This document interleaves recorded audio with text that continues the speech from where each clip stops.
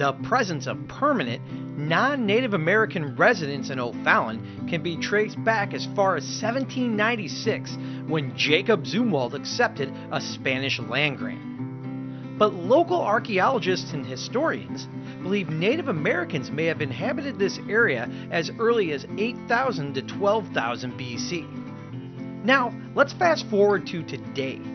If you drive through Dames Park, eventually you'll run across a strange mound by the lower football fields.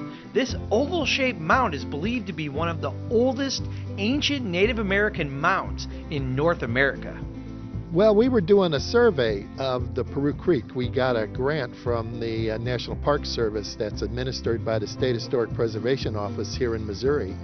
And part of that grant was to look for places before all the development, and that was going in. It's back in 1984, I believe, we got the grant.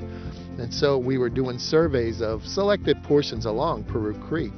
And we came across this area here and was surveying it, and we looked at it and it was like, wow, this is a mound. And what you find on it are prehistoric artifacts as well, pottery that dates to about 2,000 years ago. So that tells us the mound's probably about 2,000 years old. Recently, O'Fallon's Historic Preservation Commission decided to look into further preservation of this site.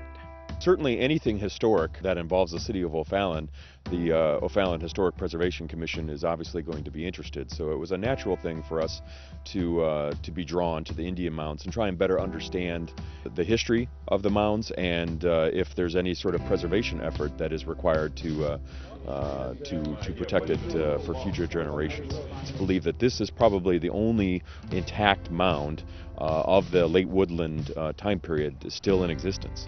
So that in and of itself makes it quite interesting to be worthy of preserving and studying. Ancient mounds can be seen throughout North America. Each mound served a specific purpose for their people.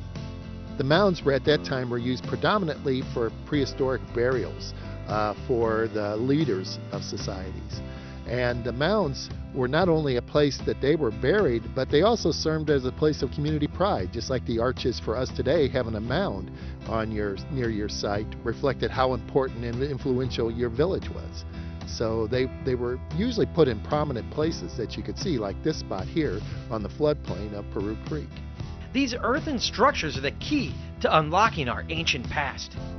And there could be possible uses for O'Fallon's ancient mound in the near future. These kinds of places are draws from around the world. People in other countries are greatly fascinated by American prehistory. So having something like this is a great asset to the community. The fact that this mound is probably the oldest human site in the city limits of O'Fallon, that almost by definition makes it worthy of understanding and worthy of preservation. So I think O'Fallon has a lot of history, and we're just now beginning to understand it. Keep up with future episodes of O'Fallon Matters to find out about the O'Fallon Historic Commission's plans for the future of O'Fallon's ancient Native American mounds.